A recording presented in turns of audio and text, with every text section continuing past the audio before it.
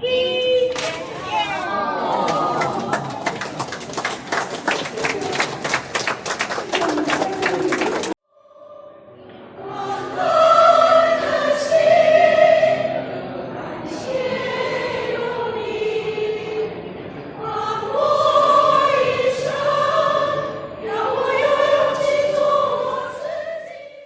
尿是一个需要团队合作的东西，因为不是只有泌尿可以做，所以我们医院特别找了那个在国内很有名的周坚龙周教授来主持我们的排尿中心，然后整合了相关的科别一起来提供这个排尿中心出来，希望能够在一般的卫教，然后后续的治疗，提供更多元化的服务来服务我们云林县的乡亲。老年人的泌尿问题很多，不仅是男性啊，女性也很多。所以最常见的话，男性有攝護腺肥大的问题啊，造成中老年人啊排尿不顺、排尿不好。那到女性的话也很多，有排尿困难、排尿障碍，还有尿失禁、腺瘤。腺瘤它严重的话，生活品质都很不好。所以在高龄化的社会呢，泌尿问题，男性要尿得顺，女性的话能控制排尿，不要尿失禁。照顾得好的话，我觉得膀胱哪过后，人生就较不欢乐。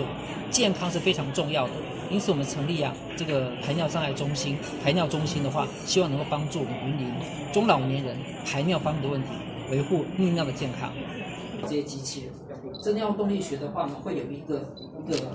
虽然是蛮复杂的一个管线进到膀胱里面进去，我们可以了解病人